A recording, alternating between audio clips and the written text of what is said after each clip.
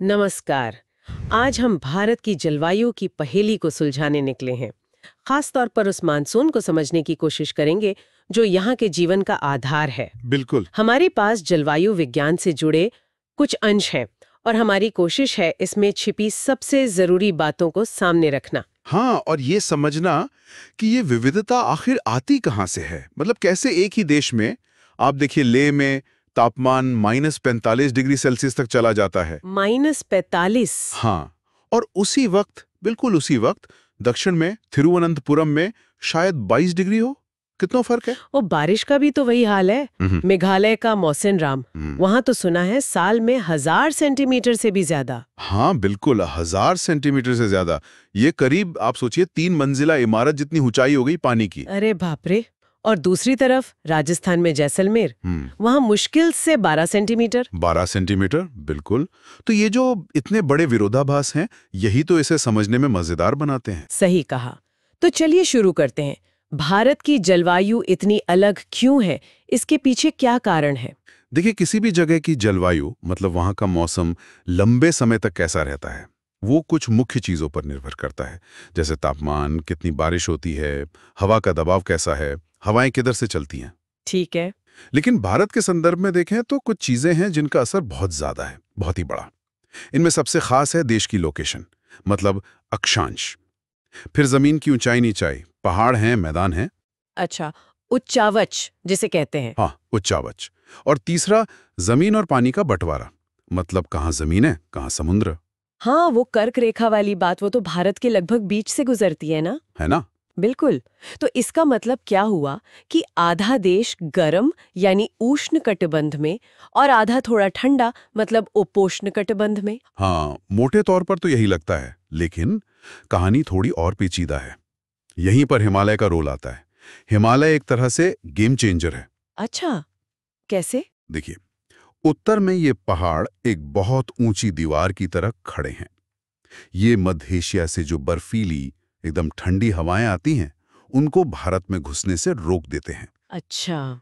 अगर ये हिमालय नहीं होता ना, तो उत्तर भारत आज जितना है उससे कहीं ज्यादा ठंडा होता, बहुत ज्यादा, शायद साइबेरिया जैसा। अरे, तो मतलब हिमालय की वजह से कर्क रेखा के उत्तर का जो हिस्सा है वो भी उतना ठंडा नहीं हो पाता जितना उसे होना चाहिए था। बिल्कुल सही, बिल्कुल। इसी वजह से हम कह सकते हैं कि पूरे भारत में कुल मिलाकर एक उष्ण कटिबंधीय जलवायु का ही प्रभाव ज्यादा रहता है। अच्छा। और फिर दक्षिण में है हिंद महासागर। वो अपने आप में एक बड़ा फैक्टर है। हाँ, नमी वाली हवाएं वहीं से आती होंगी। बिल्कुल, नमी से लदी हुई हवाएं, और इन्हीं हवाओं को हम मानसून कहते हैं। इसीलिए भारतीय जलवायु को अक्सर उष्ण मानसूनी जलवायु कहा जाता है। उष्ण मानसूनी, ठीक है। पर जैसा हमने शुरू में कहा था, इस एक नाम के पीछे विविधता बहुत है, जबरदस्त। हाँ, उसी विविधता पर आते हैं।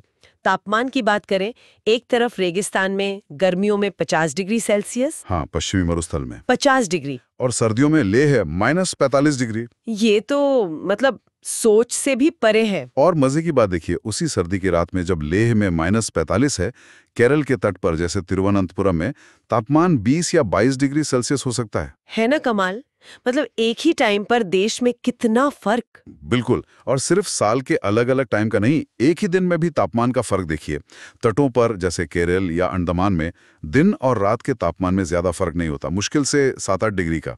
मौसम एक जैसा रहता है काफी हद तक। हाँ, समजलवायु जिसे कहते हैं। हाँ, समकारी प्रभाव। लेकिन थार रेगिस्तान में वहां तो हालत अलग होगी। बिल्कुल, दिन में हो सकता है 50 डिग्री पहुंच जाए और रात होते होते पारा गिरकर 15 या 20 डिग्री पर आ जाए। यानी 30-35 डिग्री का अंतर एक ही दिन में। हाँ, इसे कहते हैं महाद्वीपीय प्रभाव।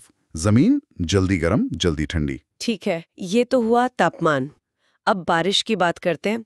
यहाँ भी कहानी अलग ही होगी। अरे, यहाँ तो और भी रंगीन कहानी है। पहली बात तो ये कि बारिश हर जगह पानी के रूप में नहीं होती। हिमालय में बर्फ गिरती है, हिमपात होता है। हाँ, सही। बाकी देश में पानी की बूंदें। लेकिन मात्रा का जो अंतर है वो तो मतलब अविश्वसनीय है। आपने बताया मेघालय में 1000 सेंटीमीटर से ज्यादा। हाँ। और जैसलमेर में 12 सेंटीमीटर से भी कम। ये इतना ज्यादा फर्क क्यों है? मौसिनराम में ऐसी क्या खास बात है कि दुनिया भर की बारिश वहीं हो जाती है? ये भूगोल का कमाल है। मेघालय में जो खासी पहाड़ियां है ना, उनकी बनावट एक कीप जैसी है, मतलब फनल जैसी। अच्छा, फनल जैसी। हाँ, तो जब बंगाल की खाड़ी से नमी वाली हवाएं आती हैं, वो इन पहाड़ियों के बीच में एक तरह से फंस जाती हैं और उन्हें ऊपर उठने के अलावा कोई रास्ता नहीं मिलता। और हवा जैसे ही ऊपर उठती है, ठंडी होती है और अपनी सारी नमी वहीं बरसा देती है। ओह, तो ये सिर्फ नमी का खेल नहीं, पहाड़ों की बनावट का भी खेल है। बिल्कुल, पहाड़ों की खास बनावट का नतीजा है ये। और बारिश का समय भी तो अलग-अलग होता है ना? हाँ, ये भी एक बड़ा फर्क है।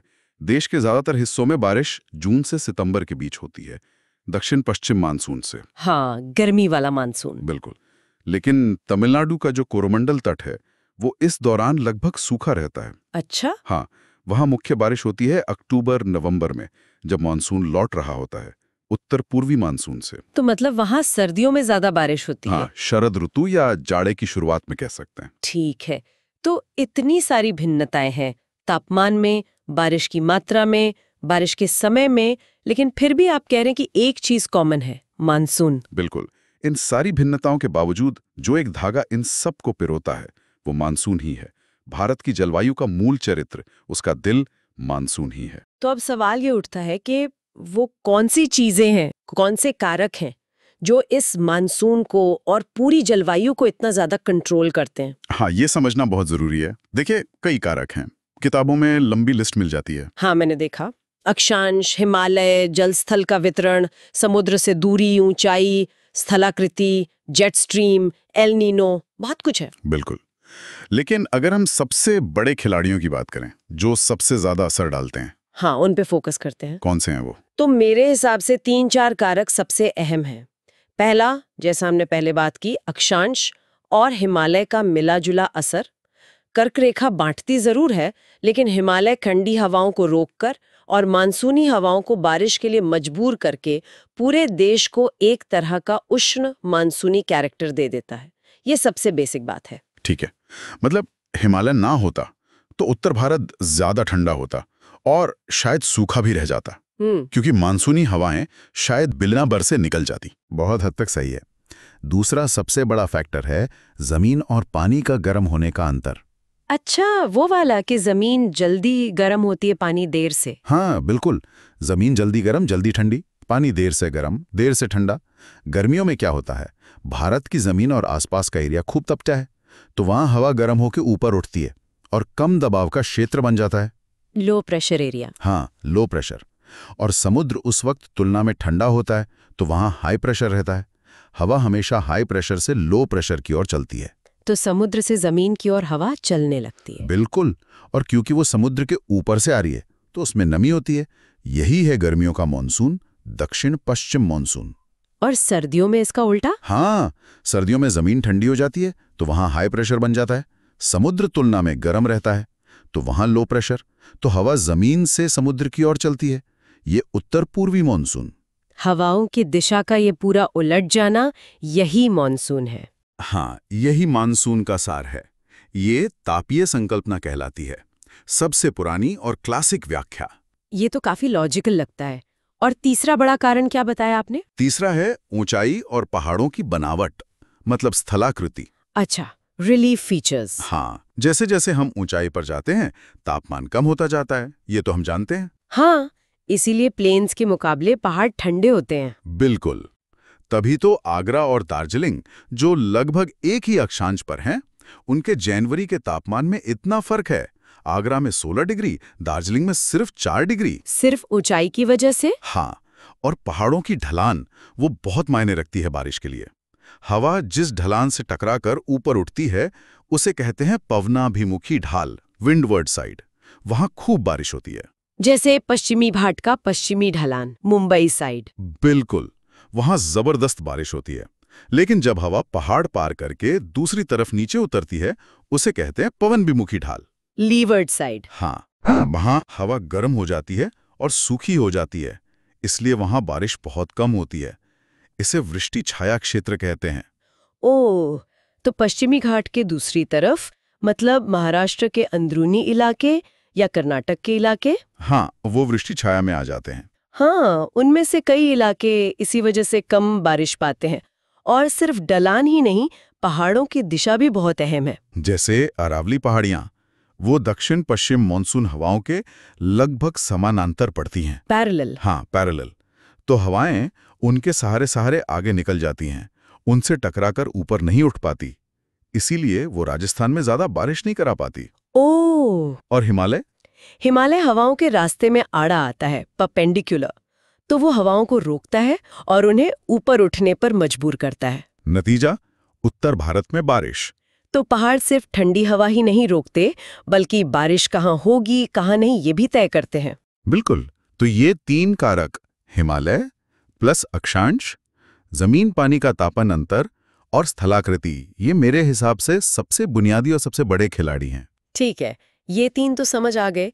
बाकी कारक भी हैं, जैसे समुद्र से दूरी, इसका क्या असर होता है? हाँ, समुद्र से दूरी का भी असर होता है।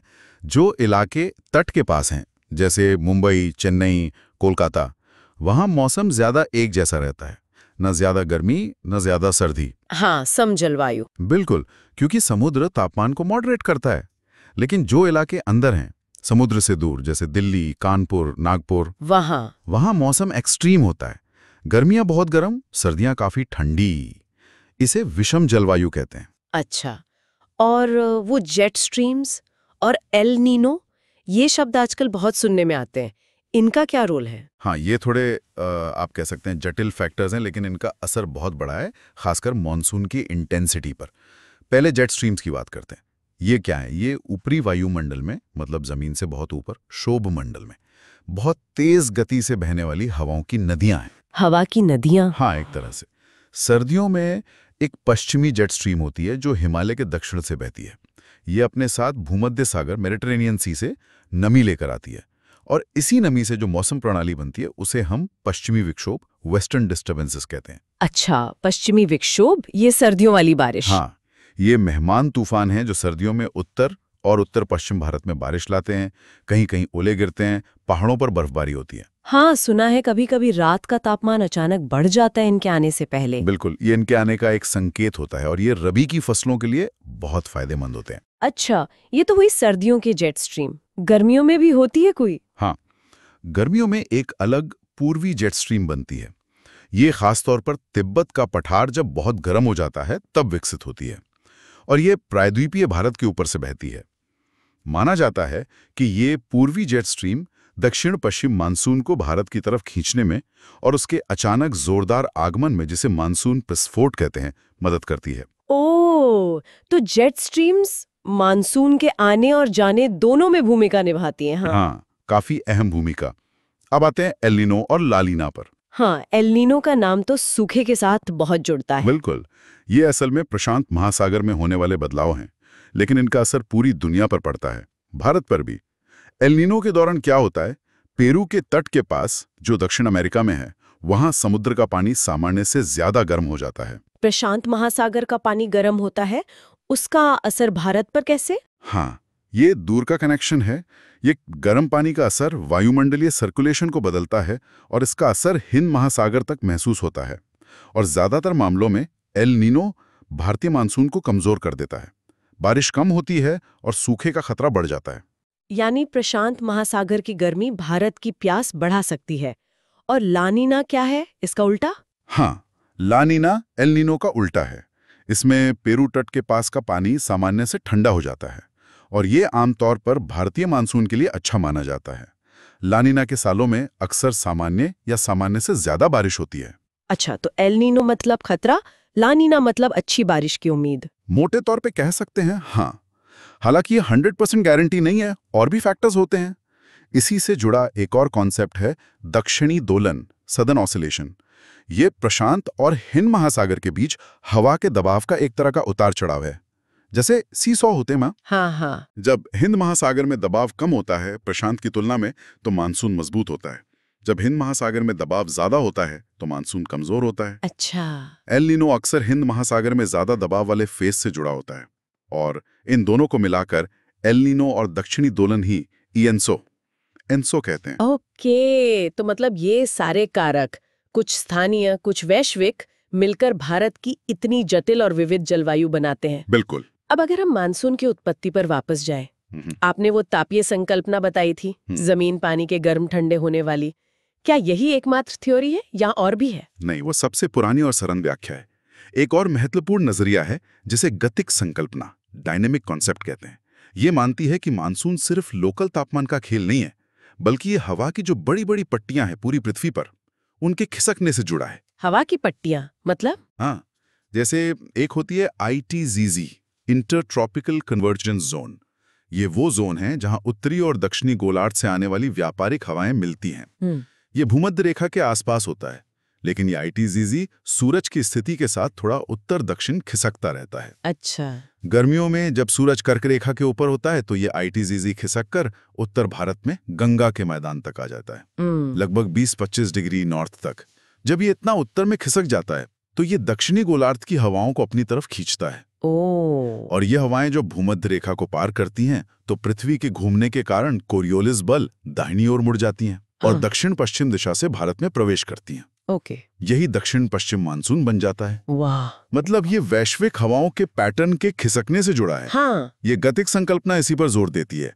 तो एक थ्योरी तापमान के अंतर पर फोकस करती है, दूसरी हवा की पेटियों के खिसकने पर। और आज की समझ क्या है, कौन सी सही है? आज की समझ ये है कि मानसून शायद इन दोनों का और कई और चीजों का मिला जुला नतीजा है। ये एक बहुत ही कॉम्प्लेक्स सिस्टम है। इसमें जमीन पानी का गर्म होना भी जरूरी है, ITCZ का खिसकना भी, जेट स्ट्रीम्स का रोल भी है, हिमालय और तिब्बत के पठार का असर भी है, क्योंकि पठार हवाओं को रोकता भी है और गर्मी का एक बड़ा सोर्स भी बनता है, और यंसों का प्रभाव तो है ही। तो मतलब कोई एक सिंपल जवाब नहीं है? बिल्कुल नहीं। इसे पूरी तरह समझना अभी भी वैज्ञानिकों के लिए एक चुनौती है। बिल्कुल। चलिए अब ये समझते हैं कि ये मानसून जो आता है वो असल में बारिश लाता कैसे है, और ये पूरे देश में एक जैसा क्यों नहीं बरसता? हाँ, बारिश लाने वाले तंत्र की बात करें तो मुख्य रूप से 2 मैकेनिज्म हैं भारत में। पहला है बंगाल की खाड़ी में बनने वाले उष्णकटिबंधीय अवदाब, ट्रॉपिकल डिप्रेशंस। ये छोटे चक्रवात जैसे होते हैं, हाँ कह सकते हैं। ये लो प्रेशर सिस्टम होते हैं जो बंगाल की खाड़ी में बनते हैं और फिर उत्तर पश्चिम दिशा में, मतलब गंगा के मैदानों की तरफ बढ़ते हैं, और जैसे जैसे ये आगे बढ़ते हैं अपने रास्ते में अच्छी बारिश करते हैं। मॉनसून के मौसम में ज्यादातर बारिश उत्तरी मैदानों में इन्हीं से होती है। इनका रास्ता और इनकी संख्या हर साल थोड़ी बदलती रहती है। अच्छा, ये हुआ पहला तरीका। और दूसरा है अरब सागर से आने वाली सीधी मानसूनी धारा। ये हवाएं सीधे आकर पश्चिमी तट से टकराती हैं और पश्चिमी घाट के पहाड़ों से टकराकर ऊपर उठती हैं और जबरदस्त बारिश करती हैं पश्चिमी ढलानों पर। यह मुख्य रूप से पहाड़ी बारिश है जिसे ओरोग्राफिक रेनफॉल कहते हैं। तो मतलब पश्चिमी घाट पर जो भारी बारिश होती है वो इस सीधी धारा की वजह से होती है? हाँ, मुख्य रूप से। लेकिन ये बारिश हर जगह बराबर क्यों नहीं होती? जैसे आपने बताया पश्चिमी घाट पर खूब होती है पर उसके ठीक पीछे कम हो जाती है। हाँ, ये वही वृष्टि छाया वाला असर है जो हमने पहले डिस्कस किया था। जब हवा पहाड़ से टकराकर ऊपर उठती है वो ठंडी होती है, अपनी नमी छोड़ देती है, भारी बारिश करती है। ठीक है। लेकिन जब वो पहाड़ पार करके दूसरी तरफ नीचे उतरती है तो वो गर्म होती है, फैलती है और उसकी नमी सोखने की क्षमता बढ़ जाती है। इसलिए वो बारिश नहीं करती या बहुत कम करती है। इसीलिए पश्चिमी घाट का पूर्वी हिस्सा सूखा रह जाता है। हाँ, और यही पैटर्न हमें देश के और हिस्सों में भी दिखता है। जैसे बारिश की मात्रा पूरब से पश्चिम की ओर कम होती जाती है, मैदानों में, जैसे कोलकाता से दिल्ली की तरफ। बिल्कुल। बंगाल की खाड़ी से जो मॉनसून की शाखा चलती है वो जैसे जैसे जमीन के ऊपर पश्चिम की ओर बढ़ती है वो अपनी नमी रास्ते में बरसाती जाती है, तो जाहिर है आगे बढ़ने पर उसमें नमी कम बचती है। इसलिए पूरब में जैसे कोलकाता या पटना में ज्यादा बारिश होती है और जैसे जैसे आप पश्चिम की ओर जाएंगे, प्रयागराज, कानपुर, दिल्ली, बारिश कम होते जाती है। अच्छा, ये लॉजिक है क्या? मानसून जब एक बार आ जाता है तो लगातार बरसता रहता है या बीच में रुकता भी है? मैंने लगातार नहीं बरसता। अक्सर मानसून के दौरान कुछ दिनों या कभी-कभी हफ्तों के लिए भी बारिश में एक ब्रेक आ जाता है, बारिश रुक सी जाती है। अच्छा, उसे क्या कहते हैं? उसे मानसून विच्छेद, ब्रेक इन द मानसून कहते हैं। Monsoon break.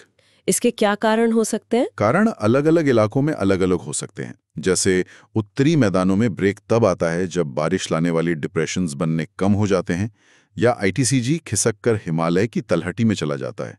पश्चिमी तट पर ब्रेक तब आ सकता है जब हवाएं तट के समानांतर बहने लगती हैं, टकराकर ऊपर नहीं उठती। राजस्थान में ब्रेक कई बार तापमान के उलटफेर, टेम्परेचर इन्वर्जन से जुड़ा होता है।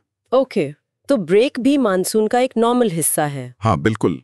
आपने मानसून की शाखाओं की बात की थी, एक बंगाल की खाड़ी वाली, एक अरब सागर वाली। जी ये कहाँ-कहाँ ज्यादा असर डालती हैं? हाँ, मानसून जब भारत में आता है तो प्रायद्वीप की नोक से टकराकर ये दो मुख्य शाखाओं में बढ़ जाता है। अरब सागर शाखा जो है वो ज्यादा मजबूत होती है। ये सीधे पश्चिमी घाट से टकराती है और वहां, जैसा हमने कहा, भारी बारिश करती है। इसका कुछ हिस्सा नर्मदा और ताप्ती नदियों की घाटियों से होकर मध्य भारत में भी घुसता है और एक हिस्सा गुजरात और राजस्थान की तरफ जाता है। लेकिन वहां अरावली के समानांतर होने के कारण ज्यादा बारिश नहीं कर पाता, सिवाय माउंट आबू जैसी कुछ ऊंची जगहों के। ठीक है, ये हुई अरब सागर शाखा। और बंगाल की खाड़ी शाखा? बंगाल की खाड़ी शाखा थोड़ी कमजोर होती है। ये ज्यादातर डिप्रेशंस के साथ आगे बढ़ती है। ये पूर्वी तट पर और अंदरूनी पठारी इलाकों जैसे छोटा नागपुर पठार, दंडकारण्य वगैरह में बारिश करती है। इसका एक हिस्सा उत्तर पूर्व की तरफ मुड़ जाता है और वहां मेघालय की गारो खासी जयंतियां पहाड़ियों से टकराता है और नतीजा मौसिनराम और चिरापूंजी में दुनिया की सबसे ज्यादा बारिश। हाँ, वो फनल वाला इफेक्ट। बिल्कुल। फिर ये हवाएं वहां से पश्चिम की ओर मुड़ जाती हैं, हिमालय के सहारे सहारे, और पश्चिम बंगाल, बिहार, उत्तर प्रदेश होते हुए दिल्ली तक पहुंचती हैं। और जैसा हमने कहा, रास्ते में इनकी नमी कम होती जाती है तो बारिश की मात्रा भी घटती जाती है। अच्छा, आपने पहले राजस्थान में हाल के वर्षों में बारिश थोड़ी बढ़ने का जिक्र किया था इंदिरा गांधी नहर की वजह से।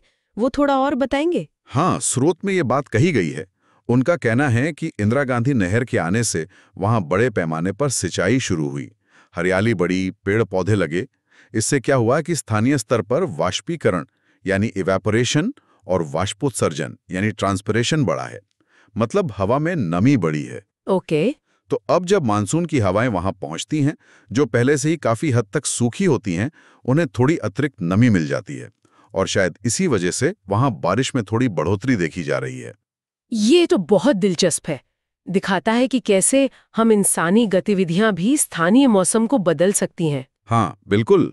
अच्छा, मॉनसून आता है, बारिश करता है, ब्रेक लेता है हम्म, और फिर वापस भी तो जाता है, हम्म, जिसे लौटता मॉनसून या मॉनसून का निवर्तन कहते हैं। हाँ बिल्कुल।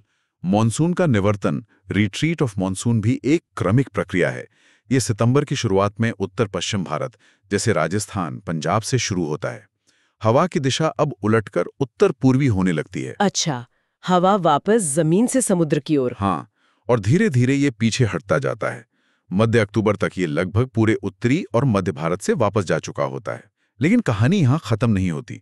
ये लौटती हुई हवाएं जब बंगाल की खाड़ी के ऊपर से गुजरती हैं तो नमी उठा लेती हैं। बिल्कुल, नमी उठा लेती हैं और फिर ये उत्तर पूर्वी मानसून के रूप में तमिलनाडु के तट पर टकराती हैं और वहां अक्टूबर से लेकर दिसंबर तक अच्छी खासी बारिश करती हैं। तो इसका मतलब ये हुआ कि तमिलनाडु में मुख्य बारिश तब होती है जब बाकी देश में मॉनसून खत्म हो चुका होता है। हाँ बिल्कुल, बिल बात है। इसीलिए अगर आप देखें कि मानसून कितने समय तक सक्रिय रहता है तो उसमें बहुत बड़ा अंतर है।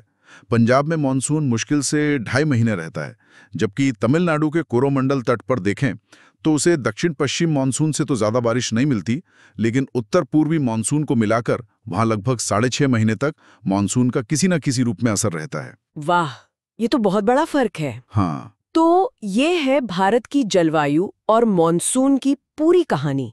मतलब तापमान और बारिश में जबरदस्त क्षेत्रीय विविधता और इसे कंट्रोल करने वाले ढेरों कारक, अक्षांश, हिमालय जैसा पहाड़, जमीन पानी का गर्म होना, ऊंचाई, पहाड़ों की बनावट, जेट स्ट्रीम, एल नीनो, ला नीना, बहुत कुछ। हमने मानसून की उत्पत्ति के अलग अलग नजरियात को भी समझा और ये भी कि बारिश पूरे देश में इतनी असमान क्यों है। सही कहा। हमने देखा कि ये एक अविश्वसनीय रूप से जटिल, इंटरकनेक्टेड, लेकिन फिर भी एक तरह से संतुलित प्रणाली है। कम से कम अब तक तो रही है। यहाँ पर एक आखिरी सवाल मेरे मन में आ रहा है। स्रोत में ये भी इशारा किया गया है कि इंसानी गतिविधियां जैसे जंगलों की कटाई है या खनन है, वो भी स्थानीय गर्मी बढ़ाकर मानसून को प्रभावित कर सकती हैं। हाँ, ये एक बहुत महत्वपूर्ण बिंदु उठाया गया है। स्रोत बताते हैं कि खासकर पठारी इलाकों में जहां जंगल काटे जा रहे हैं या माइनिंग हो रही है या उद्योग लग रहे हैं, उससे जमीन ज्यादा खुल जाती है, वनस्पति कम हो जाती है, तो स्थानीय तापमान बढ़ सकता है। अच्छा। हाँ, और ये जो बढ़ी हुई गर्मी है, ये एक स्थानीय निम्न दाब का क्षेत्र, लोकल लो प्रेशर बना सकती है। ओह।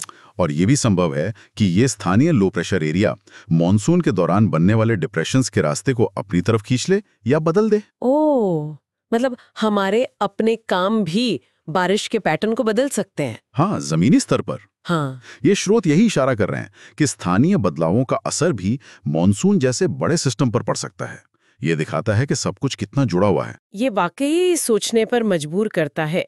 अगर हमारी ये स्थानीय गतिविधियां इतना असर डाल सकती हैं, तो फिर जो बड़े पैमाने पर जलवायु परिवर्तन हो रहा है, ग्लोबल वार्मिंग हो रही है, वो इस पहले से ही इतने नाजुक और जटिल मॉनसून सिस्टम को भविष्य में और कितना बदल सकती है।